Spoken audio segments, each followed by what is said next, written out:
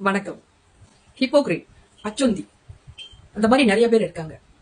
ஒரு முகமுடி போட்டுக்கிட்டு நம்ம கிட்ட வந்து சேருவங்க, முகமுடி காட்டிட்டு இன்னொருத்தவங்கிட்ட போய் பேசுறவங்க, இவங்க தான் ஹிப்போக்ரேட்வாங்க. டிசிப்ளினா இருக்கணும்னு பேசுவாங்க, லைஃப்ல எப்படி முன்னேறணும்னு பேசுவாங்க. ஆனா உண்மையிலேயே அவங்களுடைய சுயரூபம் வந்துட்டு அது அல்ல.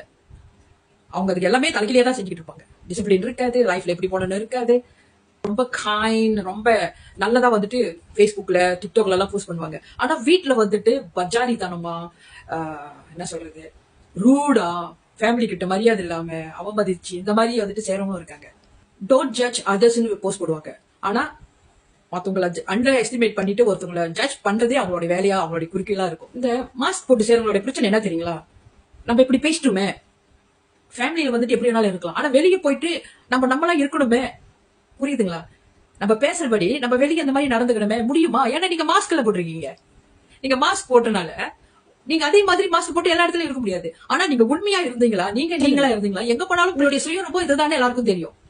ஓ, இவங்க இப்படி பேசுறவங்க தானே டிக்டாக்ல, சோசியல் மீடியால, அவங்க தான் இவங்க, ஏன்னா அதுலயும் அப்படிதான் இருக்காங்க, இப்பயும் அப்படிதான் இருக்காங்கன்னு அவங்களுக்கு தெரியணும். ஆனா ரொம்ப பேருக்கு அது முடியறது இல்ல. நானே பாத்திருக்கேன், டிக்டாக்ல வந்துட்டு அப்படி பேசுறவங்க நேர்ல பாத்துட்டு பார்க்காத மாதிரி போறாங்க, சிரிக்க கூட சிரிக்க மாட்டாங்க. அது வந்துட்டு ஒரு அசிங்கமான ஒரு மாஸ்க், தெரியுங்களா? அதை தவிர்க்க பாருங்க.